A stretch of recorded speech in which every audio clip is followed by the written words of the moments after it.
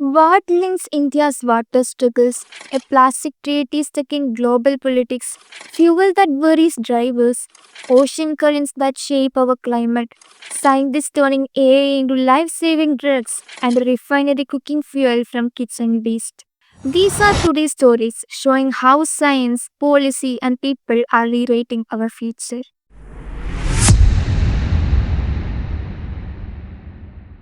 India has built thousands of dams, invested in satellites, and launched campaigns like Jal Shakti Abhiyan Catch the Rain. But a parliamentary standing committee warns the country still suffers massive losses from floods and droughts every year.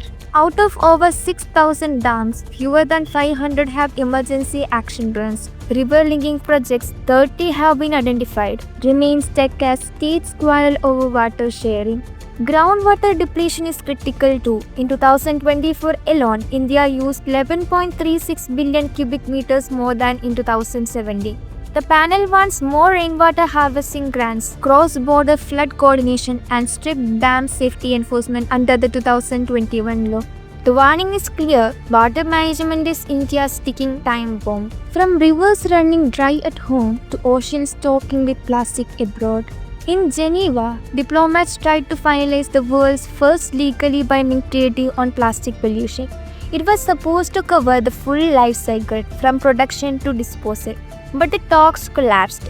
Countries disagreed. Some wanted strict caps on new plastic production. Others insisted on focusing only on waste management, recycling, and design. The stakes are enormous. The world produces 460 million tons of plastic each year. Only 9% is recycled, while 20 million tons leak into the environment annually. By 2060, plastic weight could triple, costing the global economy $281 trillion in damage between 2060 and 2040. With plastic driving biodiversity loss, greenhouse emissions, and even microplastics entering our food chains, the failure in Geneva leaves the planet gasping for a solution. And while global leaders argue, Indian drivers worry about what's in their fuel tanks. This April, India rolled out E20 petrol with 20% ethanol blend nationwide. The goal: cut oil imports, reduce pollution, and help farmers by using sugarcane and grain-based ethanol. But many drivers are anxious. Ethanol absorbs water, corrodes metal, and can damage plastics and rubber in older vehicles. It also risks fuel system clogs and engine misfires. The Petroleum Ministry insists fears are exaggerated, saying modern vehicles are E20 compatible, efficiency loss is minor, and blending will make India energy independent by 2025 to 26. Still, with two-wheelers and older cars forming a huge part of India's fleet, the question remains, will India's green fuel drive us forward or leave some vehicles stranded?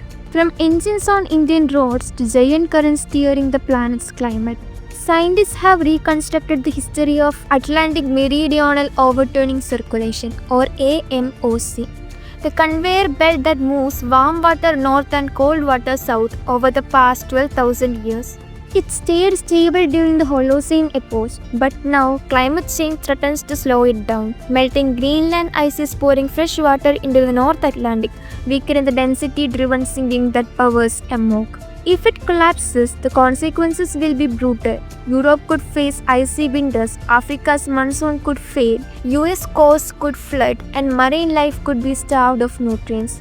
Worse, a weaker AMOC will absorb less carbon dioxide, accelerating global warming. The message is stark: ocean may look eternal, but human activity is already shifting their pulse. And while climate change looms, scientists are also fighting back against another invisible threat: drug-resistant superbugs. At MIT, researchers have achieved something once thought impossible, designing completely new antibiotics using generative AI. From over 36 million virtual molecules, the AI screened and identified candidates effective against drug-resistant gonorrhea and MRSA, two of the world's deadliest superbugs. These aren't just modified old drugs, they are compounds humanity has never seen before, discovered entirely in silico. But breakthrough opens new doors for drug discovery, especially as resistance makes current antibiotics useless. In the future, AI might help design treatments not just for infections but also for diseases like tuberculosis. In the fight against microbes evolving faster than medicine, AI may be our last line of defense. And back in India, another lab is cooking up innovation, this time in fuel. Indian Oil's Panipat refinery has earned global recognition, becoming certified by the International Civil Aviation Organization to produce sustainable aviation fuel or SAF. Unlike fossil-based jet fuel, SAF is made from waste, used cooking oil, crop residues, even municipal waste. When blended with regular jet fuel, it works in existing aircraft engines but slashes greenhouse emissions. India is betting big on this future, turning yesterday's leftovers into tomorrow's flights. The hurdles remain: high production cost and limited feedstock. But the certification marks a milestone. India is not just consuming fuel, but reinventing it for greener sky. Today, we saw India's urgent water challenges, a global treaty on plastic fail, fuel that excites and worries drivers, ocean currents that may change our climate, AI designing tomorrow's medicines, and Indian refiners turning waste into jet fuel. This is Now and Noon, but current affairs come alive as stories. Join us as each day tells a story.